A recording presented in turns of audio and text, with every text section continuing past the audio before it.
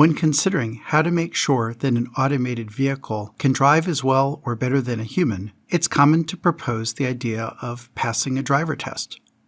After all, if you want an automated driving system to drive as well or better than a human, then if it can pass the human driver test, then why wouldn't it be okay to go on the road? Well, it turns out there's a problem, but let's get there by steps. Ask yourself, what are the pieces to a driver test? Well, there's the written test, such as does the ADS know traffic laws and does it know the proper behavior in various situations? Exactly the kind of things that computers should be good at knowing. For example, if two cars stop at stop signs, which one goes first? Those rules are all in the driver's manual, so that ought to be the easy part. Well, what's another part of passing a human driver test? That's the road test. So you take the vehicle that has the automated driving system out on the road and you see if it can execute the traffic laws properly. Can it negotiate effectively with human drivers to determine right-of-way? Can it exhibit good driver hygiene? And can it resolve potentially ambiguous driver situations? For example, if cars get to an intersection with four-way stop signs at exactly the same time, can it figure out who's going to go first? While the road test is a lot more challenging than a written test equivalent, that's pretty much the target of billions of dollars of spending. And so one can believe that in order to be able to drive on the road, it should be able to pass more or less the equivalent of a human road test. But those two things, the written test and the road test, are not the only pieces of a driver test. There are, to be sure, some other things such as perhaps a vision test and so on.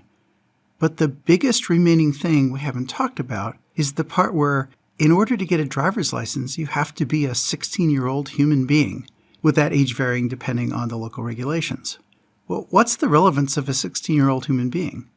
The thing is that 16-year-olds have a certain level of maturity that as a society we've decided is sufficient to go on the road, perhaps with a junior permit or a learner's permit, but nonetheless at 16 we've decided the 16-year-old human has enough experience and enough judgment maturity to be allowed out on the road to begin the process of maturing into a fully capable driver. How do you decide that an automated driving system on a computer has enough judgment maturity? Waiting until the code's 16 years old is certainly not going to do it. And a lot of this boils down to, does the ADS know when it doesn't know what to do? Humans have their issues with being able to follow directions consistently and pay attention all the time. But a computer-based system, especially one based on machine learning, has a huge blind spot in that they're much worse than humans at knowing when something weird is going on that they've never seen before. Humans are pretty good at saying, something weird is going on, I think I'm going to take it easy until I figure it out, whereas an ADS-based system is much more likely to blindly go ahead, supremely confident in its abilities in a situation that it's actually never been trained for.